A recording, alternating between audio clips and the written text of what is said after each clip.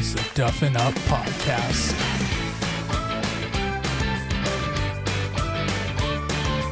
All right, Duff Daddies and Duff Mamas, we have on a very, very special guest for you. Tim, stop laughing. You're going to make me laugh. Tim, we have on a very, very special guest.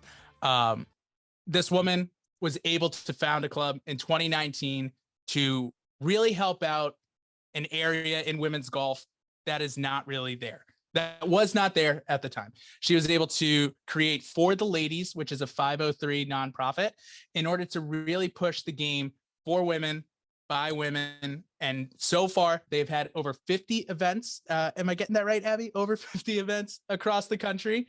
More than 50 at least. Much more. Got to do.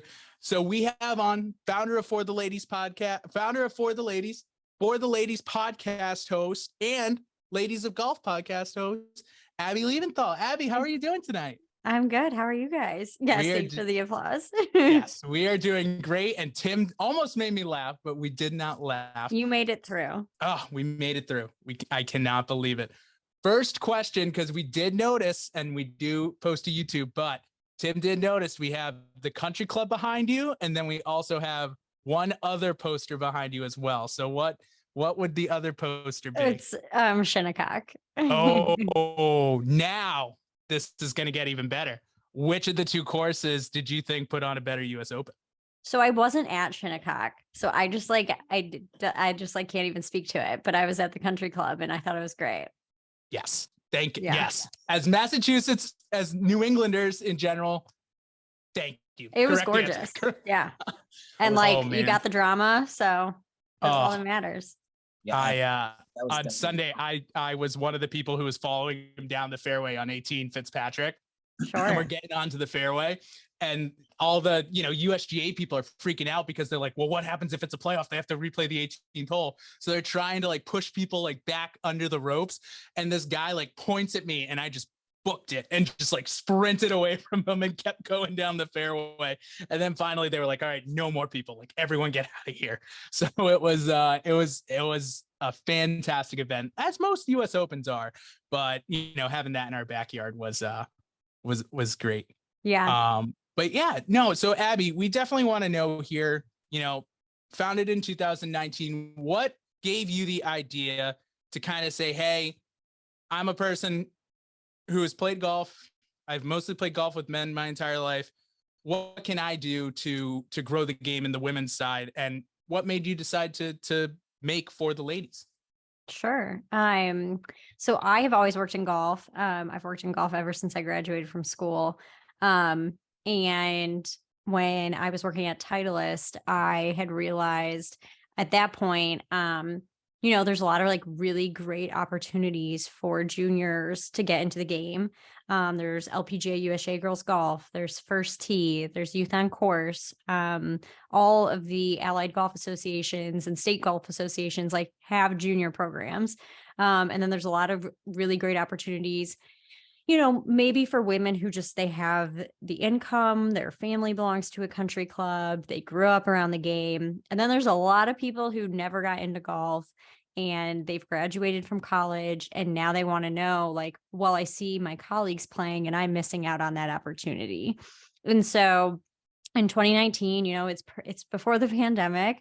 I just kept noticing that more and more of my friends were like, can you take me to the range and can we go play? And I was just like, I can't because I play golf, sure, but I'm not a PGA professional.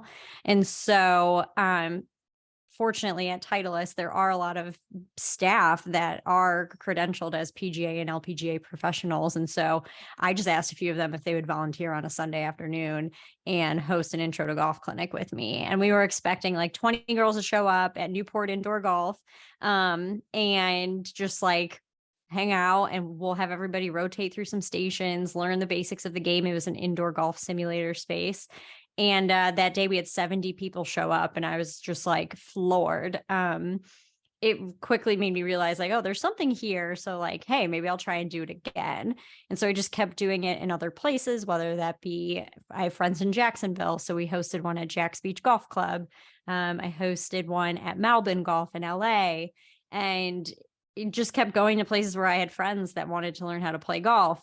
And then the pandemic hit. And so events were put on pause. But like you guys, I was able to kind of like create the brand, right? Like make a logo and build a website and build a podcast and do all the things that like I didn't know if I was like, I didn't know what I was doing. I was just doing intro to golf clinics. And then since then, we've kind of blown up. Last year, in 2021, we hosted about 20 events. And then last year we hosted 43 or so. And this year we have 40 on the schedule. So we're way more than just intro to golf clinics now, but that's how we got our start. And it's been fun ever since.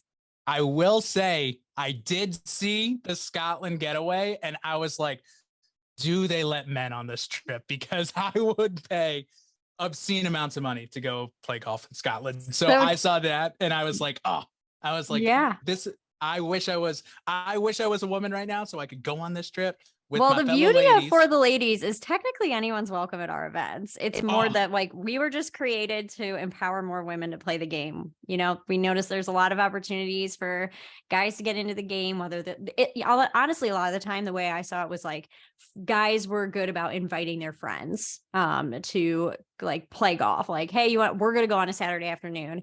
And maybe this guy like has played once with his dad or once on his own before. There's just a little bit less of a fear factor because you're surrounded by other men. Whereas women, when you're like being invited to play, you're like, well, am I going to be the only woman there? I don't really know what I'm doing. Like it's an unfamiliar space for anybody who's new to the game.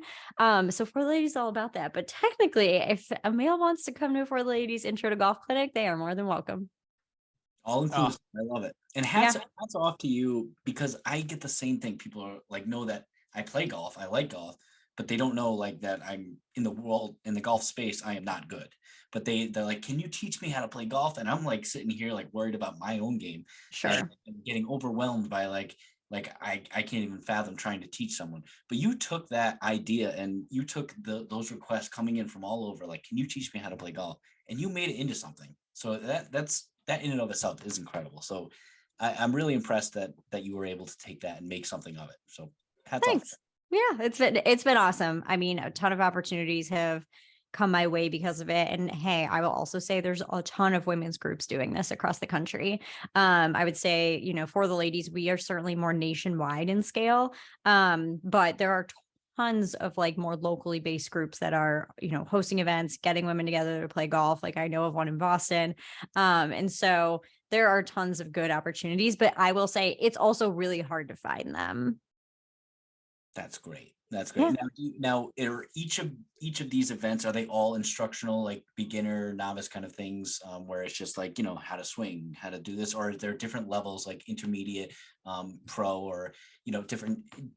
Take me through that. Is there tournaments? You know, I'd like to know what kind of different events you have. Sure. So we, you know, our bread and butter, what we started as were these introduction to golf clinics. And it was, you rotate through different stations and you learn the basics of the game.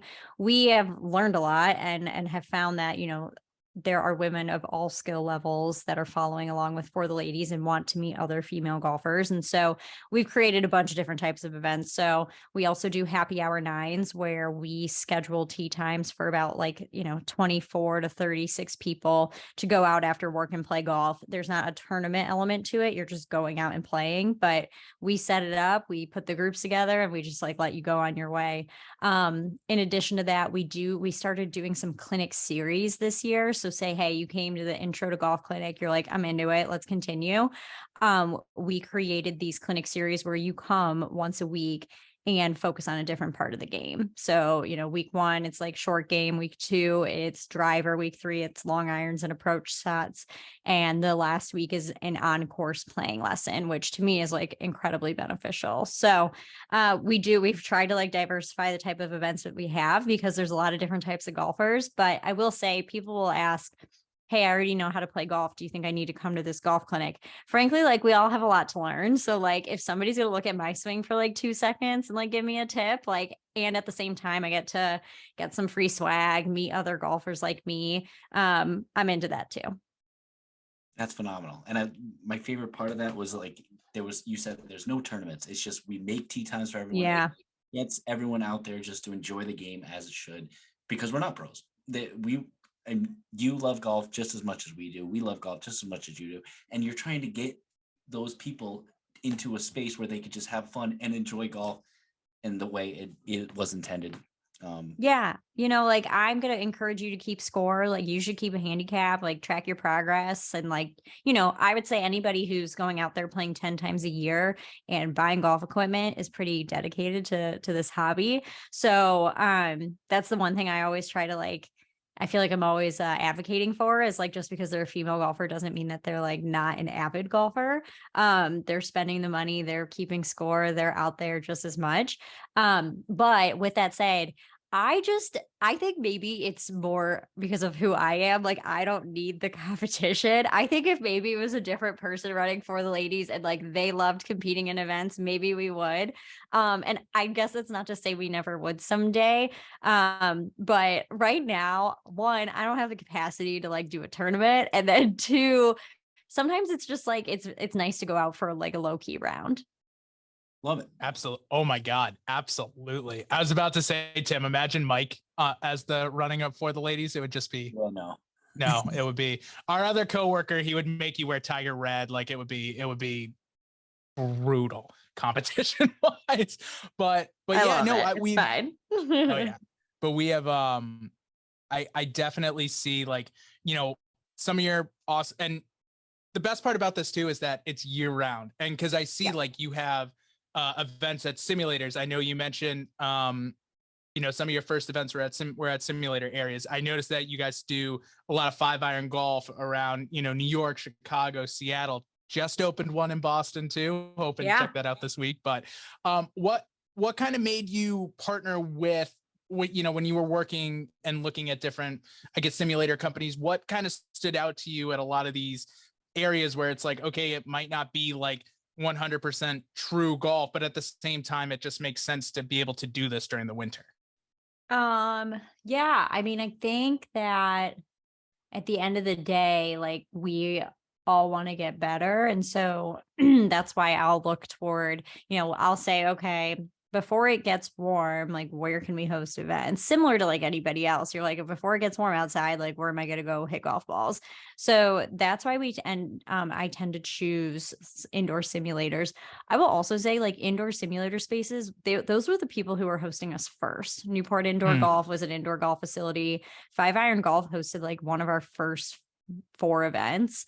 And a lot of the time they're just really welcoming spaces. They want to be inclusive to the game. They want to bring new people in because one, it's an entertainment product, but two, they love golf and this was their way to create a business. So I think those were the spaces for the longest time that were most welcoming for the ladies. Because I would reach out to golf courses and they were like, I don't understand what you're trying to do. Or they just didn't get it, and that's okay. And we've succeeded since. But at the beginning, indoor golf facilities were like our bread and butter because they were so supportive. And, I'm lucky they took a chance on us and we've been able to continue. So yeah, I would say we host at these indoor golf simulator type spaces in the wintertime, mostly because like it's either we're doing leagues or, meetup events, it's just an opportunity because you want to continue to hone your skills. And then once it does get warm, I do really think it's important for people who are learning how to play the game to like actually get out onto the golf course, whether that's just to like learn the etiquette of like, this is where the pro shop is, this is where you're going to check in, this is where you can hit golf balls before your round. I think like that side of it is also really important too. Definitely agree there. How do you take someone who sees this big program that you have built and started, and they want to get involved, but say they really are self-conscious about their game, and have someone who's never even played before? What's something you would tell them, in order to get them to come into the door? To come to a For the Ladies event or just to like play golf? Yeah, I guess to come to a For the Ladies event, because it's got to be an intimidating thing to be like, all right, let me go in front of these, I don't know how many people you have at each event, but say it's 100 people, to go in front of these 100 people who you think or mentally that they're just good at golf. But in reality, I don't know the different skill, but what's something you would tell them about your program and something that would welcome them in. Yeah, we try to make it really clear, like on our events pages, like you can have never picked up a golf club before, or maybe you're somebody who has played for 2 to 3 years. All of those types of people will be there, and there are instructors on site, and that literally their job is to get you excited about the game and to keep you in it. So I think one, it's a lot about like explaining that in our communications, which is something I feel like we do a really good job of.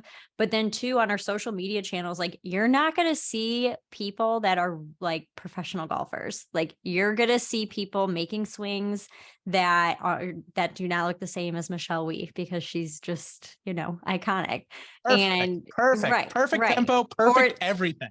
You're not going to see Nelly Corda like her swing being at a For the Ladies event. You're just going to see whatever there is out there. You're going to see me and taking it back like John Daly. You're going to see my friend who just like, who like can't pull through. And like, it's not to say that we're bad. It's just to show what reality is. It's like that perfect like expectation versus reality gif. It's like, we're just showing you what reality is. And I think that's a big part of it, is when you go to our social media channels, you're not seeing like anybody like that is like so amazingly good that like they wouldn't be that For Ladies isn't good enough for them. It's all people who have participated in our events, and because that's a super important part of it, is like if you want to participate, you want to feel comfortable, you got to see what it looks like. Love it. Great answer. Absolutely great. Yeah, no, I mean, I know for a fact that I get self-conscious when I post like swing videos and everything like that, but at the same time, people always ask like, why does Duffin Up never post like swing videos of you or Tim? And I'm just like, you don't want to see my swing. You don't want, like, we're not out here like with all these other guys. But then I realized like, oh wait, it's just social media. It's supposed to be fun. Okay, you get to watch me absolutely pull the ever living daylights out of this 8-iron and 140 yards just dead right. And so with that, but I actually do think like, especially I would say like TikTok, Instagram too, like a lot of the good content that I find is like relatable content. Like, totally. I don't know how many times I can watch like awesome guys just do something that I'll never be able to do. It's like, I watch that on the PGA Tour. Like, I don't want to see that on my Instagram too. Yeah. And like, I want to be inspired, and like, there's reasons to like get excited when I, see like really good swings. Like I know LPGA does it all the time, like where they'll show just like people warming up and you're like, yeah, their swings are perfect and their tempo is perfect. And that's something I aspire to. And that's why like they're the best in the world. But the great thing about golf is like, we all can play, we all can enjoy it for a really long time. And so I'm just going to show you like what else there is out there, especially if you want to try and pick it up yourself.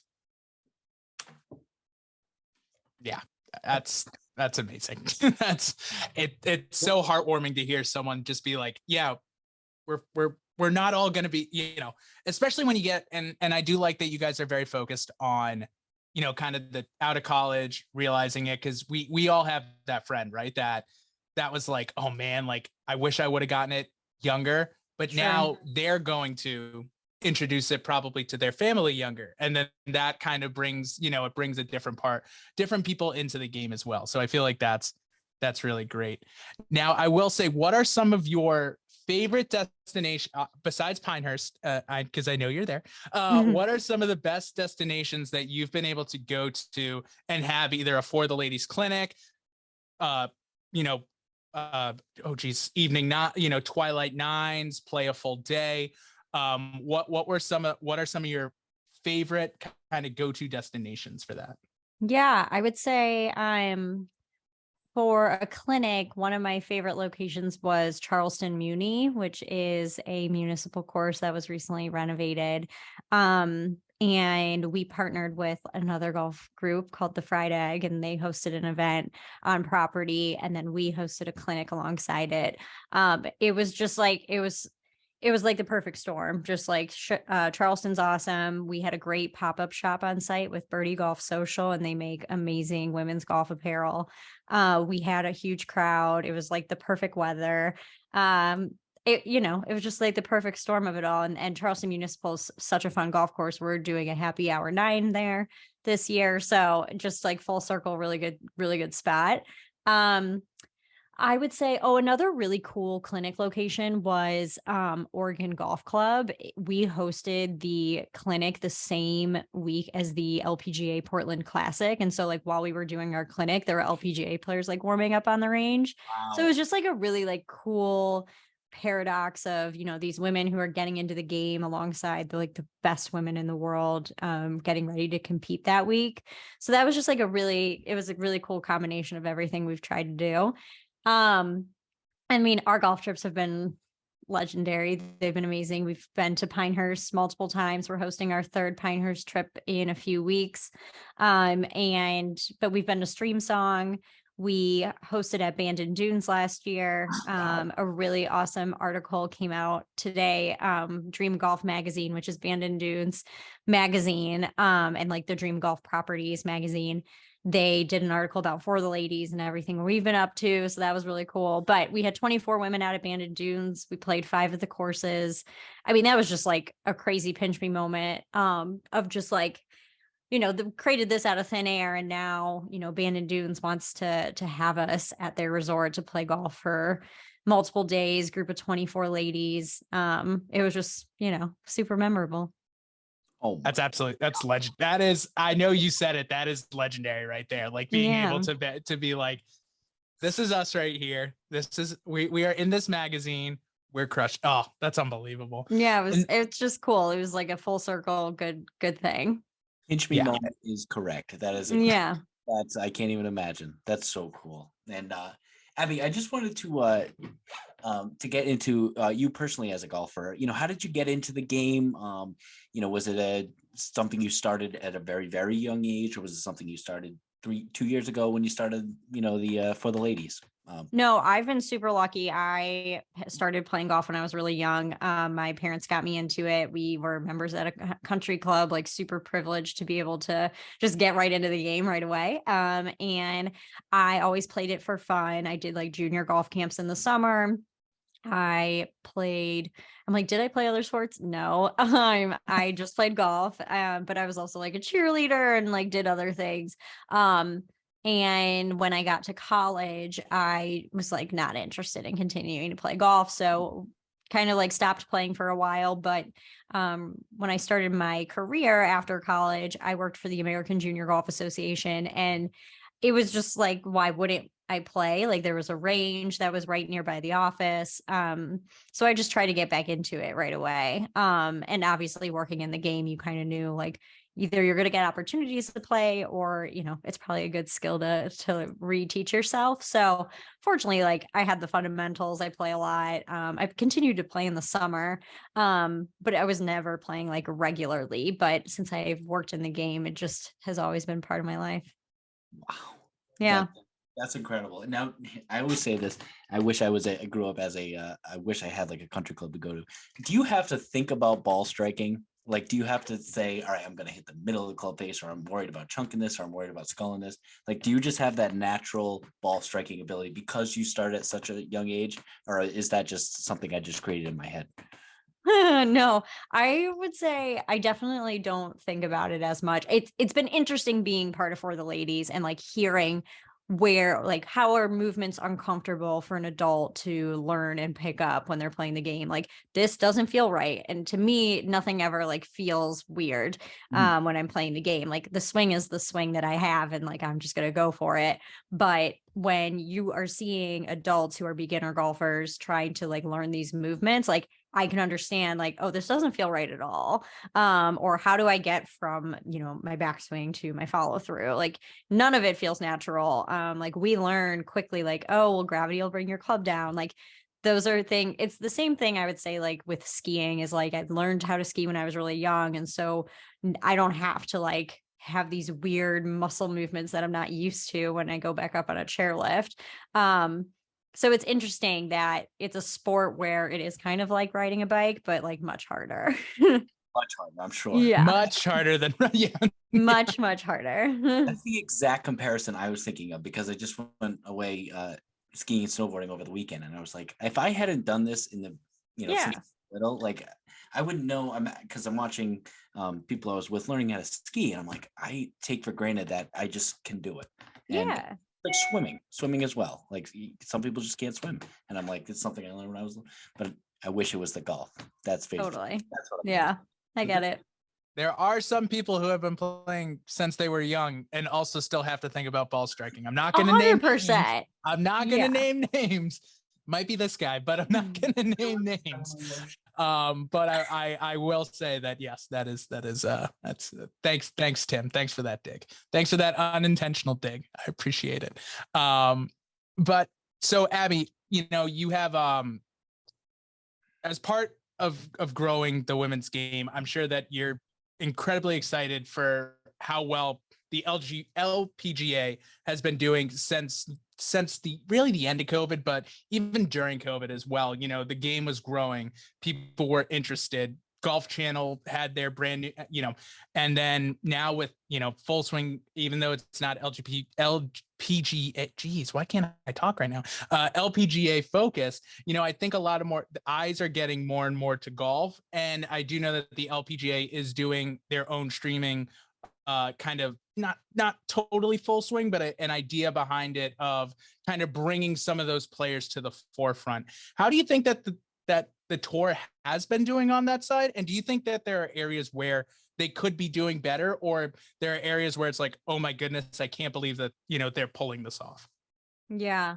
I mean, I think that just women's sports in general, it's just like, it's tough. I think that, I think sometimes women's sports has like a marketing problem in which people see women's sports as like a charity, that like, oh, we should be supporting the women. It's like, well, yeah, of course, but like you should be just like supporting these athletes and getting excited about them because they're the best in their craft in the world.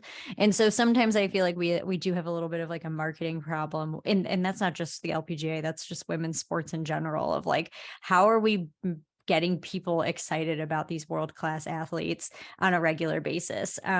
Something that, we've been pounding the door down about is having a PGA Tour and LPGA Tour mixed event together. And today, Grant Thornton announced that there is going to be a PGA Tour and LPGA Tour tournament in December where, snaps to them. They'll be, I think, 16 men, 16 women competing. I might have those numbers wrong, but I think that's what it is. They're, competing for an equal purse of $4 million. And like that is a very good step in the right direction. And I think that it's been said for a really long time, and I'd rather have it be late than never. But those are the types of things where if you are getting more fans of golf, access to the best female golfers in the world, it's only a good thing. When Nelly Korda played in, I think it was the QB shootout at the end of 2022, somebody asked her about like, why are all these guys like commenting on your swing? They're so impressed with you. What do you have to say about that? And she's like, that they should watch more women's golf, because she's like, I'm not the only one doing it this well. There's Lydia Ko, there's Jin Young Ko, there's all of them. Like the top 10, women golfers in the world are very good at their craft, and there's a reason for that. It's hard to be a professional golfer. So I think it's just one of those things where there just needs to be more push for more sponsors, more money, more everything.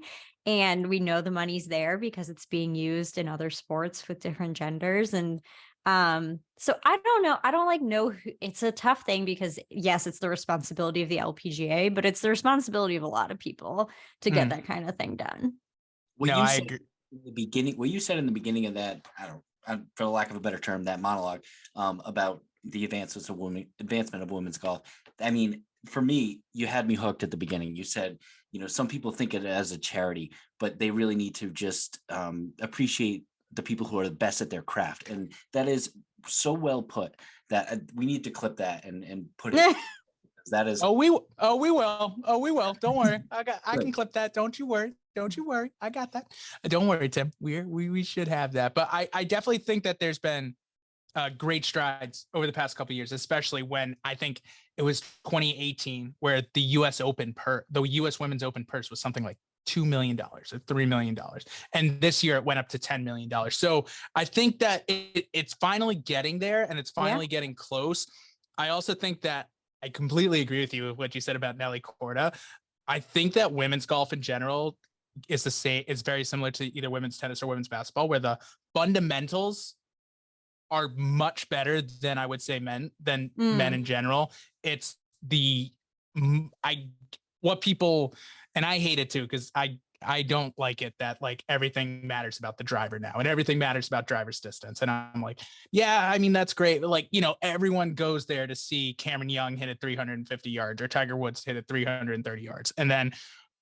But Nelly Korda is out there probably 100 yards and in, just as good, if not better, than a lot of PGA Tour guys out there too. And she's shown it. So, you see that and it's just like, yes, like I understand that you like the raw power and you like that kind of a little bit, maybe more, I don't even know on that side, but being able to watch Nelly Korda against the guys and like her not only competing, but doing very well was fantastic.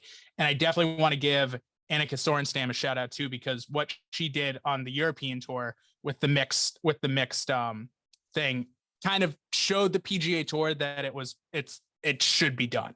And so she's been doing that event, I think, for like 4 or 5 years now. And they finally someone finally realized, oh my God, this is a good idea. Like, I don't know why it took so long, but it did. Yes, that's okay. It's happening now. I'm curious. You're immersed in both golf worlds, the events that you do with people who are just starting out with golf, and you are also well versed in LPGA, PGA Tour, professional golf, as a whole. Now, have you introduced those new people into watching these?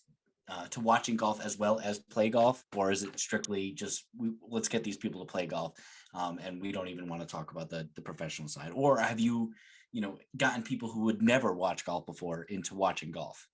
Yeah, I'm not sure I can say like this, we've had 20% of our customers have started watching LPGA golf, but I think it's super important. So there's a few different things we do.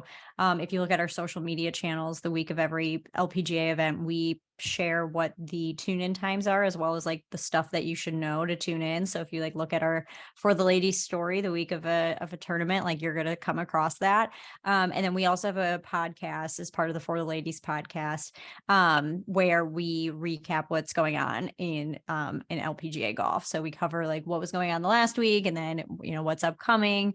We end up doing a lot of interviews with people. We've had some amazing LPGA players on the podcast we've had Mel Reed, Sophia Popov, Marina Alex, Christina Kim. So we're just like, I think both, like you said, like both sides are like super important. I can't force people to watch something they don't want to watch, but if I can at least like make people see like, hey, this is a really great league and these are awesome people. They have really great stories and this is why you should root for them. Then then I feel like I'm kind of trying to do my job. Cool. Yeah. That's awesome. I mean, speaking of the podcast right there. So, with founding For the Ladies, you also founded For the Ladies you also are doing the For the Ladies podcast. And then I don't know if it's a separate podcast, but the Women in Golf podcast is something that I have been listening to recently. And I will tell you, I mean, especially just realizing how many different, that it's not just like you're thinking LPGA Tour, like, sure. With Michelle Penny on this week, like just getting into like a principal engineer at TaylorMade Golf. And like, do you think that has, maybe not just helped the players that you work with, but also players that like are tuning in, just seeing like, oh my goodness, like someone, I have a face in the golf industry. I have a name to the face in the golf industry. A career in the golf industry might be for me. Sure. Totally. No. So I started the Ladies of Golf podcast. It actually stemmed from, I just wanted some like blog content on my website. And so I was like, I'm just going to do like some Q&As with women who work in the game. I also had noticed in other industries that they do a really good job of like highlighting the women that are succeeding in their industry. So NFL, like the women that work are like celebrated in that industry, the women who are leading. And, this was 2019, 2020. So I was like, I'm not like seeing any outlet in particular, anything where like they're really celebrating the women who are succeeding in this industry and working in it and like making it run. And so I just started doing these Q&As on the website. And then at one point I like did a video, like a Zoom interview with somebody and put it on a YouTube page. And at one point, one of my guy friends was like, why aren't you just turning these into podcasts? And so yeah, I kept doing it. And these women are amazing. They are either entrepreneurs in the golf industry, launching their own women's golf apparel brands or accessory brands or whatever it may be. There are women who are principal engineers at TaylorMade Golf and designing the Stealth driver, like pretty sick. And then we've interviewed awesome like talent like Kira Dixon, who is covering on Golf Channel, Hallie Ledbetter, that is doing everything under the sun, whether it's CBS or her golf podcast. We've had Amanda Renner on the podcast. She was recently featured a lot in Full Swing for her work on CBS. And there's so many women who are doing such great things in the golf industry. And so it was kind of like we were saying earlier, if you can't see it, you can't be it. So like, why not, show off these inspirational women who are doing really cool things in the golf industry so that women who are in college or they're just like interested in golf, have like roles and people to aspire to be. Excellent. So we've been lucky. There've been like awesome people. We've had Jill Thomas, who is president of PGA Tour Superstore. We need to get her on. Maybe she'll give us, maybe I won't spend $8,000 every time I go to that store. Yeah. Like, just tell her she is doing an amazing job taking all of my money, because every time they know, I swear to God, they just know. They're like, we're going to put the putters in front and then we're just going to right next to them drivers, and then the two most expensive things, that's all anyone's gonna ever get to. And I'm sitting there, I'm like, damn it, looks like I'm getting a paradigm today. Yeah, that is quite the list. That is and that's the thing. It was like there is such a like good group of women who are doing awesome things in golf, so like why not talk about them? All right, I got a hard question for you, being a podcast host, and full disclosure, I've never listened to the podcast, and I didn't even know until you had one until right now. I've only been watching the. You're welcome, Tim. So for me, this is a tough question, and please don't reverse this around on us. I want to listen to an episode. What is the first one that's going to get me hooked? What's your episode that you're like, all right, this one's going to get them? All right. So I would say if you are looking for a podcast about like LPGA, you're like, I want to listen to a podcast about LPGA golf, 100% listen to our Mixed Bag podcast about the Solheim Cup. It was hilarious. And both me and my co-host were there at the Solheim Cup. His name is Justin. And the Mixed Bag podcast is one where we recap what's going on in the LPGA tour every like few weeks or so. We recap what happened, recap what's going on in women's college golf. But if you want to like get into women's golf, listen to LPGA Tour golf, start with the Mixed Bag podcast about the Solheim Cup because it's very entertaining. And then I would say for ladies of golf, it's tough because we've had so many amazing people on.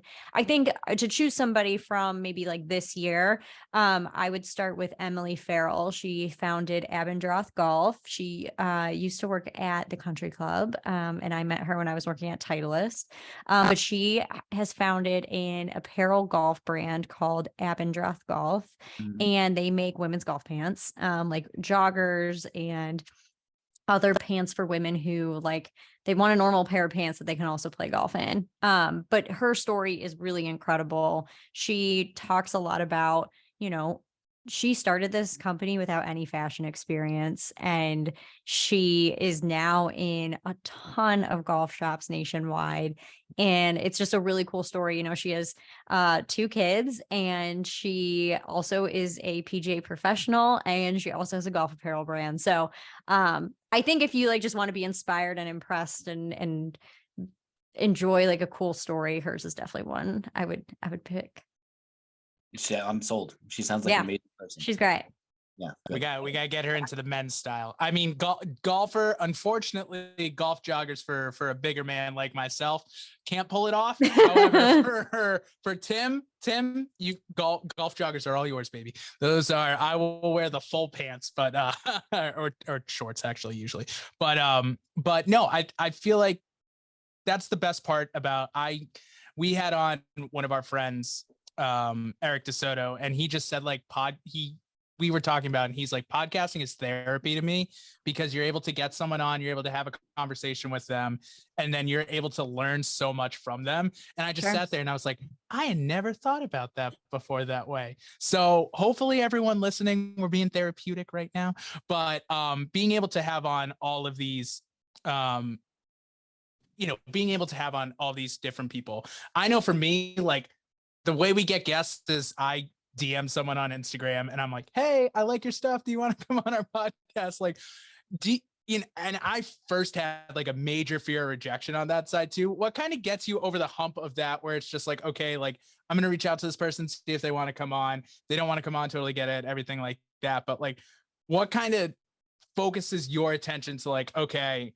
I like this person, let's get them on the podcast? Yeah. And I think it goes for a little bit of everything we do. For the podcast specifically, if somebody's coming on for Ladies of Golf, most of the time I'm like, I just want to tell your story. And if they're hesitant, it's typically because they're like, well, I don't feel like I'm deserving to have that conversation. Or like, you've had so many incredible people on, like, I hope I can like contribute. And I'm like, I like roll my eyes because I'm like, well, obviously like you have a story to tell. It doesn't matter if you're president of the company or you're a marketing manager or whatever it may be, like you're doing something cool and people probably want to hear about it. So I've had so many, like, I'm sure I've had a ton more no's than I've had yeses. But the yeses have been super good and well received. And that typically ends up leading to the person who said no then wanting to come on later. The same thing I would say goes for like our events. I would say 60% of the time I reach out to golf courses to do an event, they either don't respond or they say no. But the 40% that are like, yeah, this sounds awesome, like, you're welcome, like it was great. And then my favorite part is when I end up like hearing back from a golf course like a year or two later and they're interested and they probably even just like forgot that I reached out in the first place. So I think it's like it was something that I learned super quickly that I'm now really appreciative of. Is like I was told no so many times that like now when I get a no or a non-response, I'll like follow up as many times as I can. And if they're just not interested, I'm like, fine, then we're moving on. Like it's all good. Yeah. You ever get that like that petty, like someone who said no before, but they're like, actually, we want you now that we know that how legit your group is. Do you ever get petty? Like, oh, we get that a lot. I mean, I just think like being a women's group, they're kind of like, and I think a lot of the time they're like, you don't know what you're talking about. Or that was what I got a lot of the time. They were like, we don't think that like, we don't want just like a bunch of women to show up and like, you guys are just gonna like run around. And it's like, well, no, I've worked in the golf industry for 10 years. I'm not gonna like do anything disrespectful. We're gonna have a great event. Like it's gonna be awesome. So I think that's been part of it, is like just like really educating people on like the way that maybe you were doing things before is a really good way for a lot of people. But if you want to bring new people into this game, we got to try things a little differently. And so I want to do that in a way that's respectful and, get people excited about it. But it's been so funny. I've had a lot of no's before I've had a lot of yeses. and I was gonna say my Instagram DMs are full of no's, but that also sounds wildly inappropriate, so we're not gonna say it, even though we just said it online. One thing I did want to ask, because I know I brought it up earlier. So obviously, Full Swing, all the rage on Netflix right now. There's supposed to be a season 2. I would love it if they also, I know it's based off of Formula One Drive to Survive, everything like that. And I know the tennis one, Breakpoint, I think that there are maybe I don't know if there's any women in season 1 or they might be planning on something. There are. So I'm hoping that maybe they do like a Full Swing, either spinoff and just concentrate directly on the LPGA tour, or, have it within the Full Swing season 2 as well. Do you have anyone in mind on who you would think would be an awesome, one or two or three, because I have a couple in mind, but I would definitely want to hear from your side. Who do you think would have great stories that could be on there? It's so hard. Well, I'm hoping that now with that men's and women's event in December of this year, that like that gets into full swing, and then Oh, that it kind of like has to, right? and then It that can has like to. open the door to being like, and now we're going to include the LPGA, because that would be epic. And like what an easy transition. You're like, we introduced you to the women during this, you found out who they're friends with, and now we're going to do that. But there are so many great personalities. I would say I think Mel Reed would be awesome. I think she has a really cool story to tell. I think that she, her ascendance was like later than some of these like newer golfers to the scene. She's a little older than somebody like the Jutanagarn sisters. But she has had a lot of success. She's been on winning Solheim Cups. Like she has a cool story to tell. I think that I do think like the Corda sisters would be interesting, because I don't know if we get a ton of behind the scenes look at their lives. And I think that was something that we learned with, like Rory and Tony Finau. Like it was great to see behind the scenes of their lives, because that's where we felt connection to them. So I think they would be cool, because it's like their names, people know them, but like, do they know them? And then last person I would pick, this is like very hard. I didn't mean to put you on the spot. I'm sorry. I think it's so hard to try to choose. Like, so the thing that like Breakpoint does really well is that it is picking a lot of like the top players in the world, but they're not like the most known. Like Rafa's not, the main focus in it. Nadal, like they're characters in it, but they're not the main focus. Yeah. So I keep thinking of like the best players in the world, but I'm like, I want Netflix to tell me like who should I get excited about. Yeah. So I don't know. I mean, there's just so many. Actually, I think Andrea Lee would be a really good one. She just had her first victory in 2022. She was a highly decorated junior golfer, and I'm sure she's had some turmoil going from like winning all the time when you're a junior or at Stanford, and then you get to the LPGA and like everybody's as good as you are. And I'm sure that's an interesting thing that she's had to grapple with. So there's a ton now, like there's stories, as we learned with Full Swing, like everybody does have a story to tell. It's like, who can you pull it out of? Yeah. And I think, one of my favorite episodes was episode 7 with Sahith and Mito. And Totally. Mito made the jump, but then like you watch the episode and you're like, oh wait, every single one of his friends already made the jump to live. Of course he's gonna make, you know what I mean? Like that put it in my head too, where I'm like looking at it and I'm like, oh, like now I understand why he made, and I think that was a good part of the story too, as they kind of humanized that point where like we hadn't really seen that part yet, if I'm being completely honest, because like golfers, especially male golfers, they don't like to give their human side. Sure. So like it was really cool to see that. I think for me at least, I would love to see Brooke Henderson, because I think like having your sister as your caddy too, it's just like that's great. That sister. I love Brooke Henderson. I think it's great. Well, and like Canadian fandom, like that'll be its whole thing in itself. Exactly. I think Gabby Lopez would be awesome, because coming from Mexico and like loving Lorena Ochoa her entire life and kind of trying to follow in those footsteps. And then finally, I mean, I have to pick Lydia Ko, because like when you turn pro at 16, 17, I think it was 17. Yeah. Like when you turn pro that young and win your first major at 17, which I know Brooke Henderson and I know the LPGA Tour is much more skewed to like younger winners than say the PGA Tour, where you kind of hit your prime, like usually 26 to 34, where I feel like the LPGA is like legitimately like 20 to 29. Sure. But I just think like having that story, especially being from New Zealand and like, kind of seeing like those, so I fault that. And I would like to see Christina Kim on there too, because I think she's just an absolute hoot. And like she could probably character. Be a really good like narrator. Yes, that would be great. Abby, and then just throw Tony Finau's, even though she doesn't play golf, to throw Tony Finau's wife in there too, because I just loved her so much. Just be like, she can be the cheerleader for all of them as well, because she was amazing in that story. Definitely. Brendan, I'm so glad you said Lorena Ochoa. She's one of my favorite golfers of all time. I think she has one of the greatest sports stories ever. I don't know. So Abby, when you get her on your podcast, can you please have me on? I would love to just be in the. I'll be starstruck, but I'll He'll just be want the producer. He won't even say anything. He'll just be on mute the 100%. entire time and just be like, Perfect. Yeah, I mean, that's goals. We'll try to do that. And all right, so Abby, we ask a few questions every podcast, and they're kind of like short little quick ones. Sure. oh no, Tim, no, Tim. So this happens all the time. So Tim was going to ask, and it happens literally on his favorite one. So we do a couple questions. We'll keep some of the other ones out, but just because they're not they're really not that funny. But we do have a couple funny ones and a couple not funny ones. But some of our like golf related ones include have you ever had a hole in one in your life? No.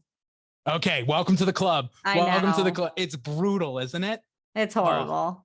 And the funny part is the last time, Tim, I did the hole in ones. No hole in ones. No hole in one. No. Okay. Yeah. So Tim, on our last podcast, we did it with our friend Nick, and literally Tim cut out during the story and came back at the end of the story. Oh, and brutal. Me and Brian were like, we were like in shock. We were like, oh my God, that's fantastic. And Tim's just sitting there like, I'm so mad right now that I missed it. Oh, brutal. All right, Abby, you are stranded on an island. You're stranded on an island for a whole year. You don't know nothing on. You have a whole year, but you have unlimited golf balls. Whatever golf ball you play, Titleist Pro V1, TP5X. I don't know what you play. We play Odin Golf. We play Odin X1s, baby. That's all that matters. We play the X's too, but it's a plug. Yes. That's a plug. It's a plug. Shout out Jordan. You have unlimited golf balls on this island, but you can only bring one club. Which club are you bringing?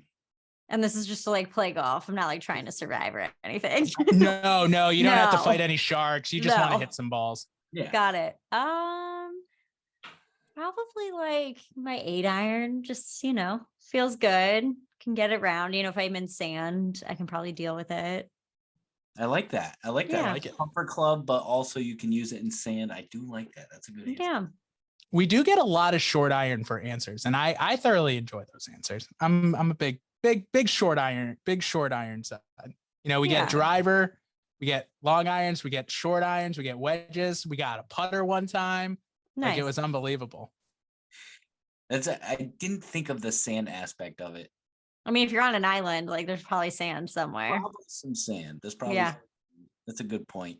I may have to change my answer, but we'll come back. All right. Abby, I want you to look in your backyard. I don't know if you have a backyard, but nope, but I'll look outside. All right, pretend there's a backyard there. I want you to imagine there's a golf hole there. And that golf hole is going to be your favorite golf hole that you love to either play or you love to watch on TV. You could have any golf hole as your backyard. It comes with all the scenery, comes with all the accoutrements that this golf hole comes with in real life. Which golf hole are you picking for your backyard? I would say probably that's a tough one.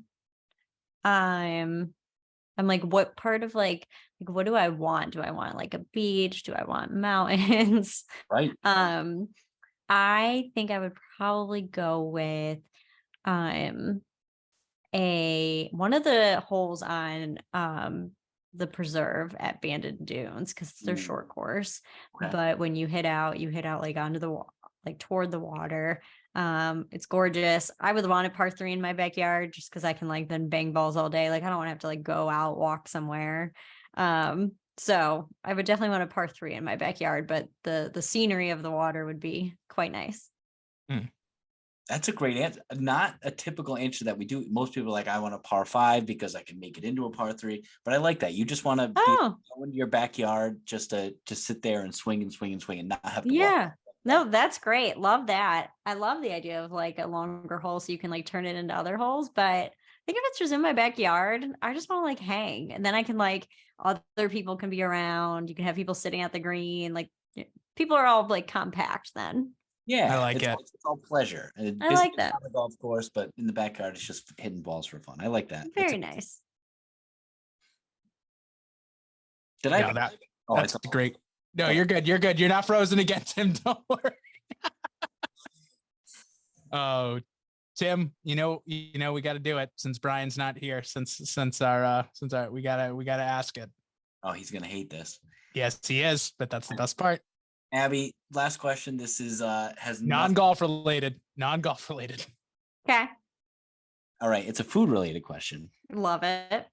And this is an original question. I asked this to a lot of people. They all look at me like I'm weird, but the answers are 50-50.